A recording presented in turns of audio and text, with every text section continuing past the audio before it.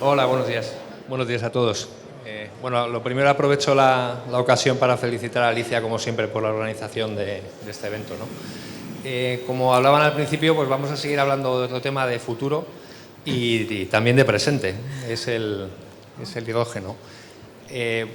No voy a aburrir, pero bueno, es un elemento que va a estar con nosotros.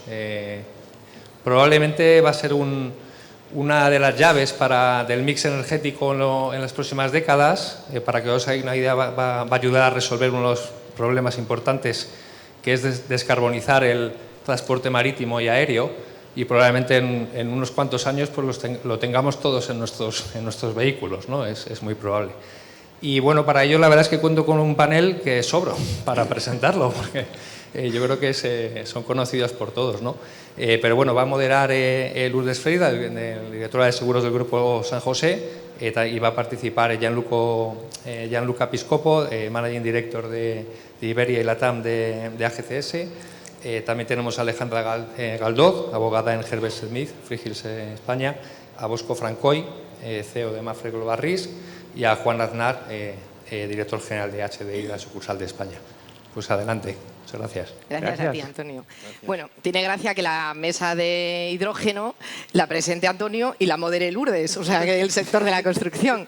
Pero bueno, antes de nada, gracias a GERS por invitarme a moderar esta mesa y gracias a todos los compañeros de la mesa, que vamos a hacer lo que podamos, porque el tema para nosotros también es muy novedoso. Lo primero que quería deciros, antes de empezar, tenemos poco tiempo y no tiendo a enrollarme, como algunos ya sabéis, es que no vamos a hablar de autopistas. Ah, ¿no? No. Vamos a hablar de construcción. Y vamos a hablar de construcción con hidrógeno. No construcción con hidrógeno, sino construcción para hacer posible que el hidrógeno verde sea efectivamente, como adelantaba Antonio, pues una realidad muy a corto plazo en toda nuestra industria o en una parte importante de nuestra industria. O sea, no se nos escapa a nadie que, aparte de los requerimientos en materia de ESG y de mejora en sostenibilidad, reducir impactos sobre el riesgo climático y bajar nuestra huella de carbono, evidentemente, aparte de todo esto, existe una necesidad urgente de romper con Rusia, de romper con los combustibles fósiles que nos tienen ahí malamente, y por lo tanto se han sumado la tormenta perfecta y el hidrógeno verde ha pasado a ser como si, no sé, ahora yo sé muchísimo de hidrógeno verde, muchísimo. No sabía nada, no sabía lo que era y ahora me he tenido que poner, y efectivamente es importante porque hay, desde el punto de vista de la regulación europea, que nos contará Alejandra con más detalle, que es lo suyo, pero hay prevista una inversión de aproximadamente 150.000 millones de euros en hidrógeno verde.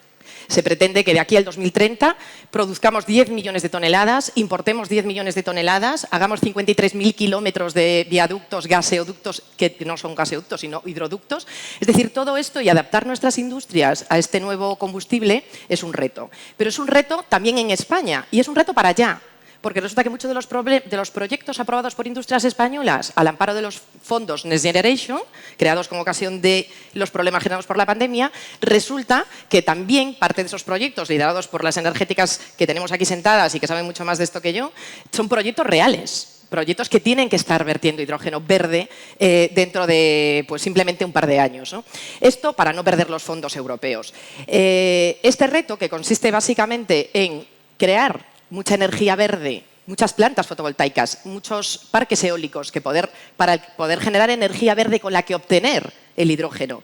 Ahora ya sé que el hidrógeno se obtiene por hidrólisis o hidrólisis. Yo electrólisis, perdón, que hasta ahora no lo tenía tan claro porque soy de letras, soy de derecho. Pero ahora mismo ya sé que para eso necesitamos mucha energía con una corriente continua para poder, en electrolizadores que tendremos que construir los de las constructoras, poder obtener el hidrógeno que habrá que transportar por hidroductos a las industrias, como la de Juan Carlos, que tendrá que adaptar sus instalaciones y su nuevo funcionamiento. No me enrollo más, si no, no les dejo hablar. Entonces, lo primero que quiero es preguntarle a Alejandra que nos sitúe un poco en el marco normativo. Alejandra, en el marco normativo de todo esto del hidrógeno verde, ¿dónde estamos? ¿Qué normativa tenemos?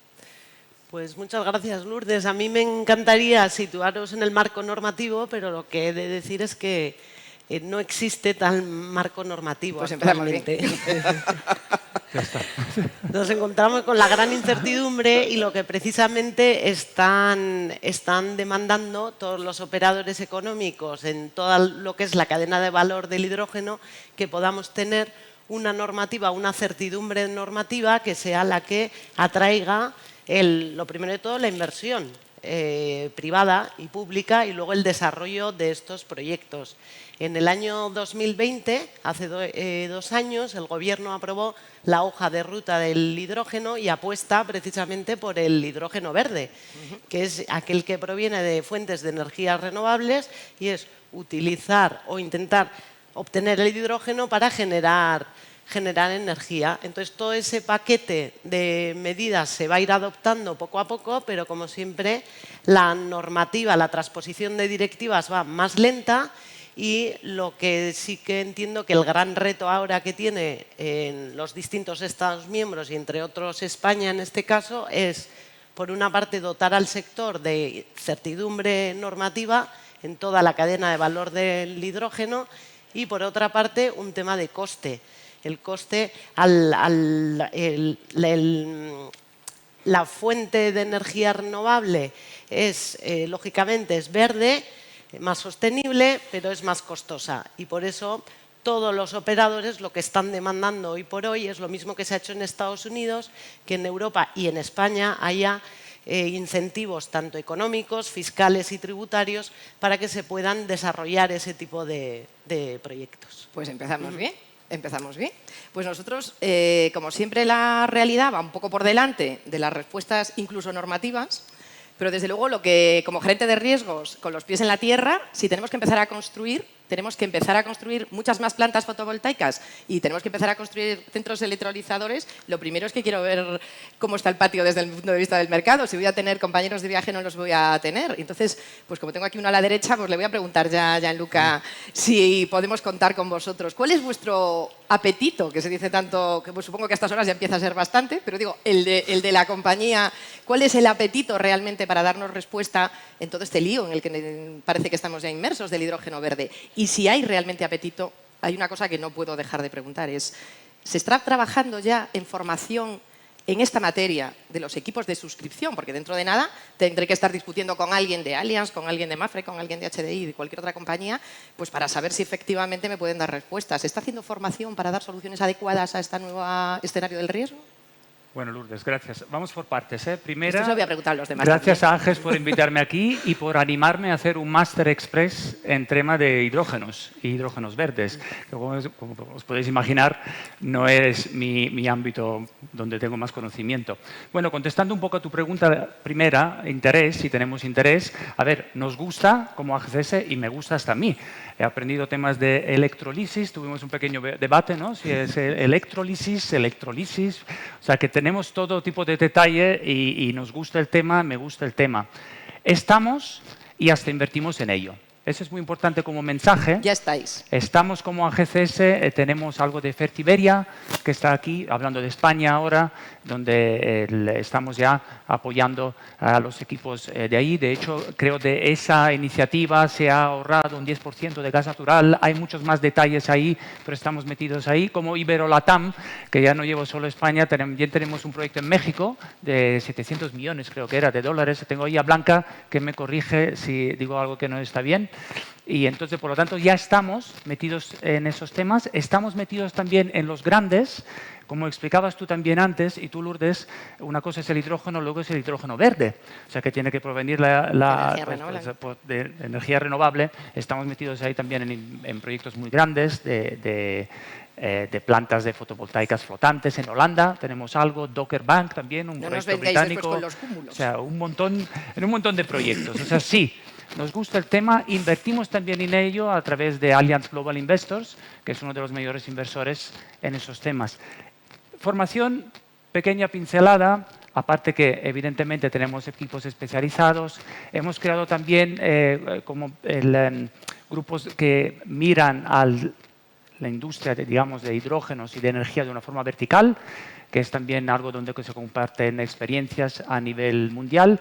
Un pequeño matiz, se hablaba de inversiones, hay mucho dinero, hay muchas empresas que se están metiendo en el tema de creación de hidrógeno verde y de hidrógeno y hay mucha demanda de conocimiento, hay mucha demanda de gente especializada. Comentábamos antes en la mesa, claro, eso si hay una fuga de gas, pues se huele, y aquí esto, una fuga en un hidrógeno pues no se huele. Y eso es muy complicado, o sea que realmente ahí hace falta gente muy especializada. Y eso yo creo que requiere de una especialización no solo en los que se meten en los proyectos, pero también en la industria aseguradora. O sea, que estáis en ello. Que estamos estáis en ello. sí. Bosco, vosotros, ¿cuál es vuestro interés al respecto sobre la materia y la formación implicada? Pues mira, Lourdes, primero de todo, antes de nada, también, igual que Gianluca, agradecer a AGERS la invitación para participar en esta mesa y poder compartir en un tema tan novedoso como, bueno, novedoso, ya os explicaré que no es tan novedoso, el hidrógeno. Yo, para hacer un poquitín de historia y complementar lo que decía Gianluca, el uso del hidrógeno pues, prácticamente está identificado desde finales del siglo XVIII. Son las primeras investigaciones que se realizan y donde ya aparece un proceso de hidrólisis para empezar a separar el hidrógeno. Y la primera patente de un vehículo que se conoce es del 1807. O sea que no estamos hablando de algo que sea nuevo de hoy.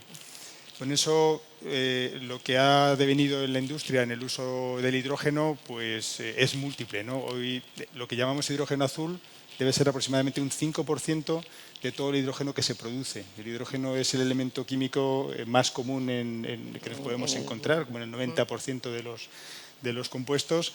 Y el hombre, la sociedad, todos hemos trabajado en ver cómo podíamos sacar un mejor aprovechamiento del hidrógeno. Se utiliza mucho en la industria del petróleo, fundamentalmente, la generación de amoníaco, metanol. Y ese proceso está absolutamente naturalizado y asegurado, porque es algo que se hace desde hace muchísimo tiempo, ¿no? Un proceso de hidrólisis tampoco presenta un desafío como tal desde el punto de vista del aseguramiento. Y luego todo lo que es esa cadena que tiene el hidrógeno, que es desde la generación, pues lo que son plantas fotovoltaicas o las eólicas como tal, se llevan asegurando también bastante tiempo y los desafíos que van a aparecer sobre todo en la industria tienen que ver con la evolución que puede hacer en los procesos para abaratar la generación de ese hidrógeno, sobre todo del hidrógeno verde, el transporte y cómo lo guardamos, cómo lo conservamos para poder distribuir el almacenamiento. Entonces, hecha esa pequeña introducción, desde el punto de vista de aseguramiento, MAPFRE lleva presente en el seguro de todo este tipo de industria desde hace mucho tiempo. Como decía, los desafíos que vienen obviamente nos obliga a tener que ir actualizando el conocimiento de nuestros suscriptores para poderlo manejar de una forma adecuada, ¿no? Y MAPFRE siempre, como decía antes, ha sido una compañía que no solo en España, sino que en otros países en los cuales tienes presencia también ha estado acompañando el aseguramiento de todo lo que es esta cadena que viene asociada al propio hidrógeno. O sea que ya tenemos dos compañeros de viaje. Juan, ¿qué piensa HDI o qué piensas tú? Que me interesa mucho. ¿Cuál es vuestro interés y vuestra implicación ya en temas de formación concreta y búsqueda de soluciones concretas? Lo primero, la verdad es que no sé si daros las gracias a AGERS por el lío que me he metido. Pero bueno, sí. La verdad es que es muy interesante. Lo digo porque soy de letras puras, o sea que el hidrógeno se me queda un poco lejos. A ver, yo creo que el sector asegurador tiene que estar, no tiene que dar respuesta. Si no está y no se da respuesta, no se va a poder hacer. Eso es una realidad. Hoy en día, si el sector seguros no respalda todos estos cambios o todo lo que es los procesos de la industria de construcción, es que sencillamente, por mucho que se quiera, no se va a poder hacer. Con lo cual, vamos a tener que estar de alguna forma. HDI, bueno, como decía también Gianluca, a través de su brazo inversor ya lleva invirtiendo también tiempo en energías renovables, sobre todo fotovoltaico y viento, y está muy metido también en estos procesos. El área de ingeniería desde Alemania lleva ya estudiando este asunto y sí que es verdad que nos están dando cierta formación, sobre todo por la parte de ingeniería y daños. Quizás es verdad que la parte de RECEC vamos un poquito más atrás, Siempre hemos sido la parte fea de las aseguradoras, ¿qué le vamos a hacer? Pero bueno, sí se está estudiando y sí, hay que estar ahí, es que no queda otra. Bien, pues bueno, de entrada arrancamos bien, vemos qué de interés tenemos, ¿no? Ahora ya, como soy gente de riesgos y esto lo que nos gusta es meternos en harina, pues os voy a trasladar una serie de preocupaciones muy concretitas, o sea, porque sobre el contexto general ya hemos reflexionado. Y ahora yo voy a empezar a hablar de mi libro, que es el Todo riesgo, construcción y montaje, que voy a tener que hacer cuando me adjudiquen, que espero que me adjudiquen, muchas obras de construcción. Entonces, ahí yo os voy a lanzar unas reflexiones. Tampoco hace falta que me contestéis a todos si no queréis, pero yo prefiero que sí. Entonces, yo las voy a lanzar y de momento las voy a lanzar, como no nos da tiempo a hablar todos de todo, pues si os parece voy a escoger yo a quien le pregunto cada cosa, ¿vale? Que para eso me ha puesto de moderadora. Entonces voy a empezar por Bosco, que lo tengo aquí a mi izquierda. Y a ver, Bosco, yo hablando un poco, o sea, vamos a tener que hacer un montón de plantas fotovoltaicas, vamos a tener que hacer un montón de eólicos, un montón de fuentes de energía renovable. Yo no sé si soy yo, pero creo que no soy yo sola. Hemos detectado en los últimos tiempos un cierto temor de Dios a esto de asegurar excesivamente fotovoltaicas libremente, sobre todo de grandes dimensiones. Entonces, quizá los impactos catastróficos, que bueno, en España, evidentemente, el consorcio ahí no llega y, por lo tanto, pues se lo tiene que comer todo el mercado. Evidentemente, eso también, con algún siniestro puntera que hemos tenido, que han tenido impacto en algunas aseguradoras, vemos que no es un tema en el que haya un apetito loco.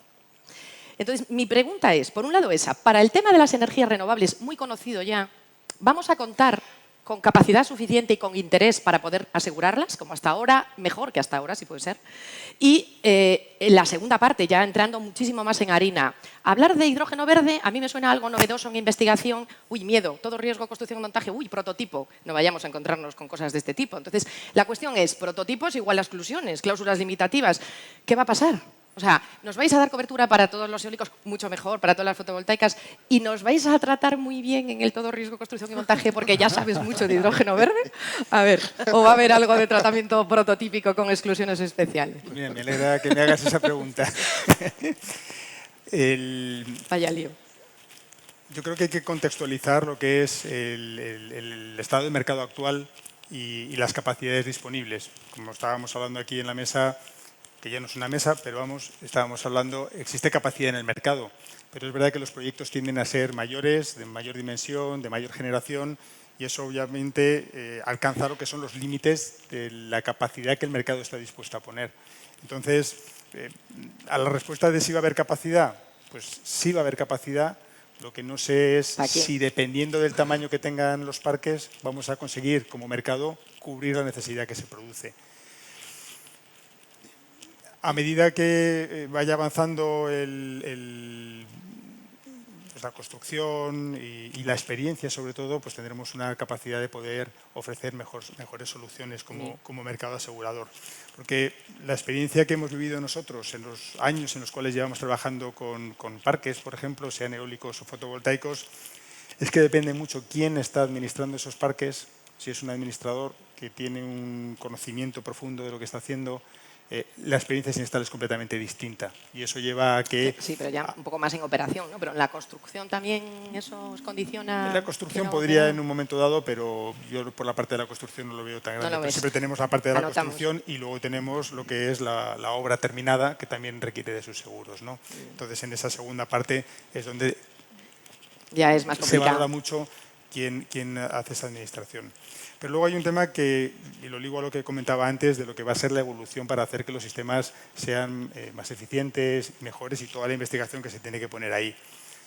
Yo quiero tomar una frase que he oído al director general de seguros últimamente y que me gusta mucho, y lo que dice es que el riesgo se puede tratar estadísticamente, pero la incertidumbre no. Entonces, en un riesgo que está construyéndose, que se está desarrollando y que se está investigando, lo que no se puede es cargar solo sobre unas espaldas las consecuencias de lo que pueda suceder.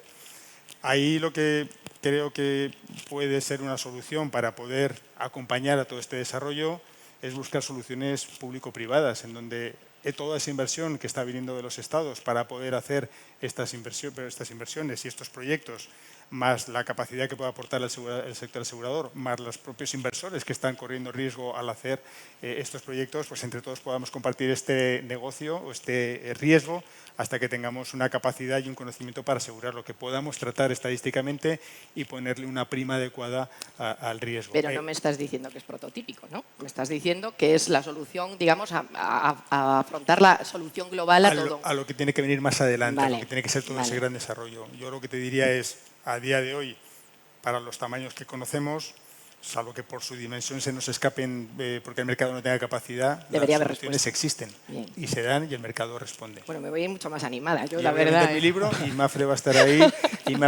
acompañándonos. Me voy a ir muchísimo más animada. Ya, Luca, no te libras tampoco, ¿eh? O sea, en el todo riesgo de construcción, porque la RC se la voy a dejar a Juan, pero el todo riesgo de construcción y montaje, hay otro apartado que, bueno, hay muchos, ¿eh? Podríamos estar aquí para hacer pero nos echan en breve. Entonces, a ver, hay otro momento para nosotros clave, ¿no? Y es el momento de las pruebas, el momento del periodo de prueba. La cobertura también en fase de mantenimiento, cuando estás hablando de cosas que no están absolutamente aún contrastadas, que no están y que tienes que probar a ver qué pasa con esto y a ver que si va a explotar o si no va a explotar. Entonces, da un poco de miedo, a lo mejor a priori. Entonces, yo lo que quiero saber es, primero, si no os da miedo, porque ya que estudiáis, si sabéis, si estáis, conocéis perfectamente el tema, si efectivamente podemos contar con que vamos a tener respuestas adecuadas en estos temas concretos. Y te hablo de pruebas, por ejemplo, con mantenimiento, que es un momento crítico, ¿no? Si esto no vamos a tener que encontrarnos con clausulados más limitativos porque sea una cosa en investigación. Hemos leído recientemente que hay algún producto que está ofertado en este momento como una especie de solución integral por alguna aseguradora, que parece como muy interesante sin haberme metido en profundidad. ¿Vosotros estáis pensando en algunas soluciones integrales o nuevos seguros de contingencia, coberturas de contingencia? No sé, o sea, un poco pruebas, mantenimiento y soluciones integrales como las contingencias. ¿Qué me dices de eso? De temas muy concretos. La respuesta rápida es sí. ¿A todo? O sea, no. Ah. A todo no. Vamos por partes. El tema de la cobertura sí que lo damos. Estamos preparados para hacer ello. Pero yo, más que nada, quería dar dos mensajes. Uno, creo que aquí se dice no hay café para todos. Nosotros no somos de café para todos. Y el número dos es AGCS un poco en el tema de hidrógeno verde, de hidrógeno o de energías renovables en general. Huimos un poco de eso de crear productos nuevos, pero más bien adaptar productos ya existentes, ¿vale? Entonces, el primero, no hay café para todos. Hacemos un tailor-made, es caso a caso, analizamos los riesgos, porque también me parece justo de cara a los clientes. No todos invierten lo mismo en mitigación de riesgos, en planes de contingencias, en información técnica. Por lo tanto, sí que ahí le ponemos mucho hincapié de mirar el caso a caso. O sea, lo damos sí, pero a aquellas compañías que realmente hacen los deberes bien y nos pueden dar una cierta confort. A ver, a nosotros escuchar eso nos parece lógico, es decir, sobre todo las empresas que tenemos gerencia de riesgos, pero luego es verdad que en la práctica, si tú tienes que ejecutar un proyecto que te dan para ejecutar, tú lo ejecutas y lo ejecutas tal cual viene el proyecto. Entonces, ahí si tú tienes que saber de antemano si vas a tener capacidad de asegurar, de transferir ese riesgo, porque por mucho que te pidan que no vas a tener experiencia previa, porque no existe, o sea, en estos casos concretos, ¿no?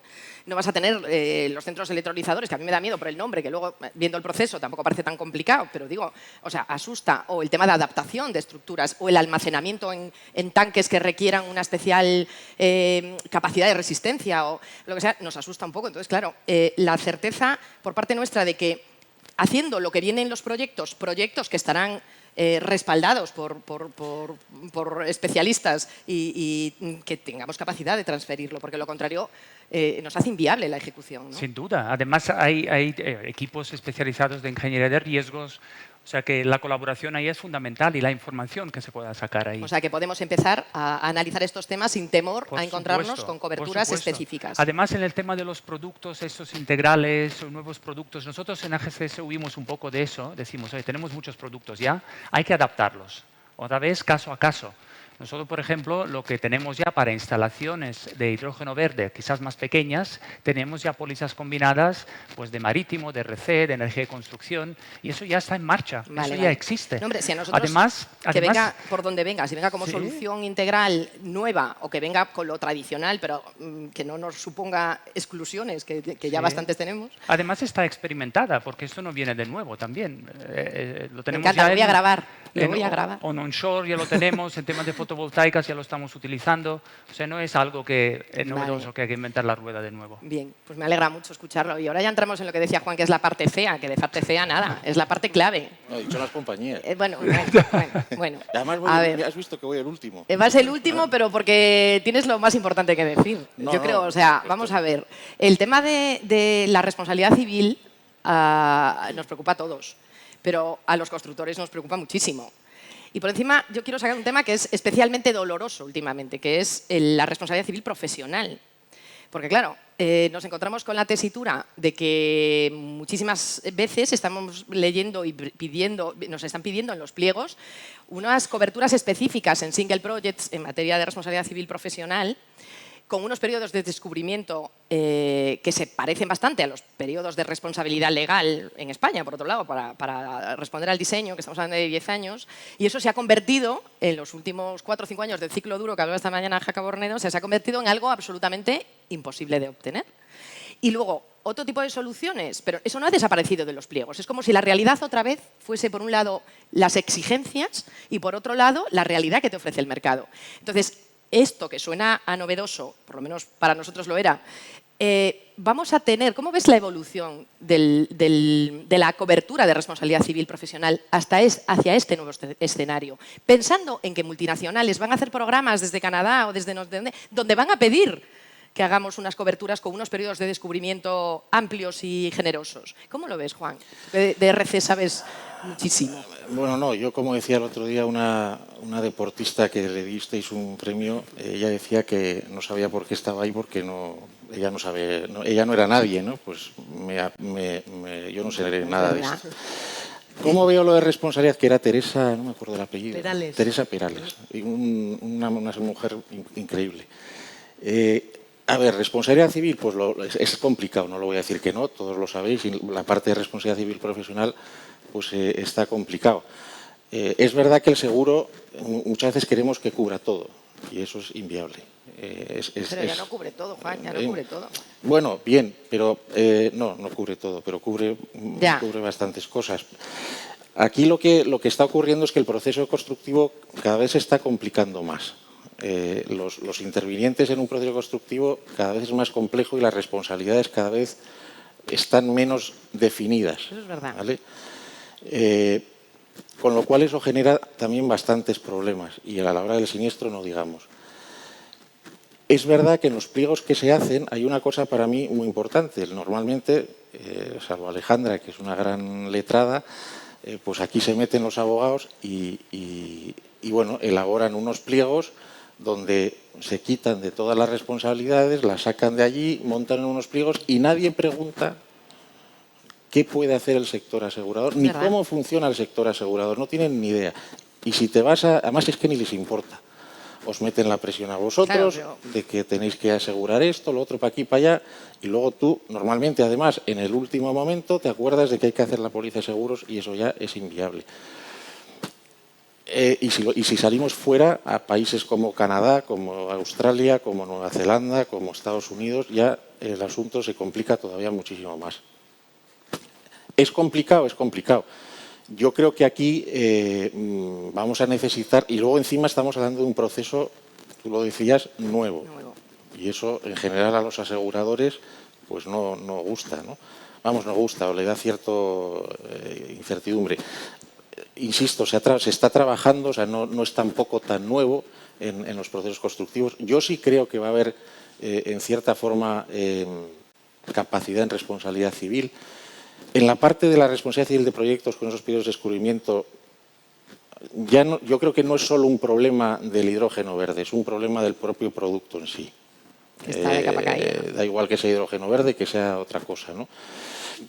Está de capa caída porque se ha ido complicando todo tanto que al final ha ido generando bueno, pues unas siniestralidades y unos problemas muy gordos donde pues mucha gente o muchas compañías se ha salido. Al final las aseguradoras también tenemos que ganar dinero, ¿no? Sí. Yo creo que todo el mundo en la cadena lo tiene que ganar. Y bueno, lo veo difícil. La verdad es que es verdad también que ahora estamos, lo decía vos, estamos analizando todo esto en un momento de mercado duro, o sea, mercado complicado, lo duro, bueno, pero por Sí, lo menos duro, complicado. duro. Y financieramente el mercado está complicado. O sea, que al final el seguro no deja de ser un producto financiero, con lo cual, pues si le metes luego todas las demás variables y el reaseguro, etcétera, etcétera, pues sí, es difícil. Yo creo que el tema de la responsabilidad civil profesional, creo que va a haber que trabajar mucho antes y trabajar juntos, corredores, asegurados, yo no sé si incluso financiadores, poner la póliza de responsabilidad civil profesional antes de empezar a hacer los pliegos, porque si no lo veo complicado. No es complicado, pues ya no me voy contenta.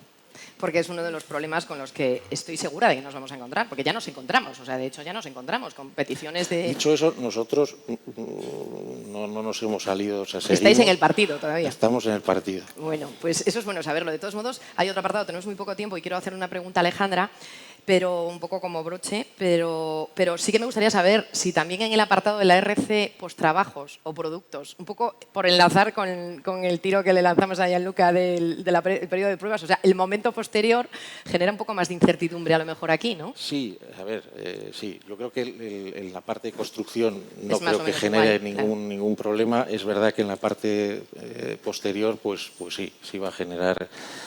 hay incertidumbre. Nosotros, a ver, sí estamos recibiendo, como os decía, instrucciones y y los equipos de ingeniería pues están viendo las distintas tecnologías que se están aplicando a todo esto. Yo no creo, a ver, una cosa es luego las capacidades que podamos poner en cada riesgo, ¿no? Me imagino que al principio se empezará con poco, se irá aprendiendo y se irá poniendo más. Aquí vamos a necesitar la colaboración de casi todo el mercado, eso es una realidad, sobre todo al principio. Luego, pues ya veremos cómo evoluciona todo esto, ¿no? Pero bueno, que también que no prevés una hecatombe respecto de este apartado, porque tampoco debería... A ver, no lo sé, no conozco lo que vayan a hacer los demás. Nosotros llegaremos a donde podemos llegar, también nuestras capacidades pues están donde están. Hecatombe, no lo creo. Yo no creo que sea una hecatombe. Bueno, pues por lo menos por darle un toque de optimismo a ese apartado del RC, que sí que es muy importante. Lourdes, yo quería hacer aquí un apunte en esto que ha estado comentando Juan sobre el problema que hay cuando hay unas obligaciones de aseguramiento en los grandes proyectos, etcétera, que muchas veces, si vamos a las secciones de obligación de aseguramiento en esos contratos, en esos grandes EPCs para el desarrollo de estos proyectos, la última cláusula que generalmente tanto asesorías jurídicas y abogados, la última cláusula en la que se fijan es precisamente en el aseguramiento.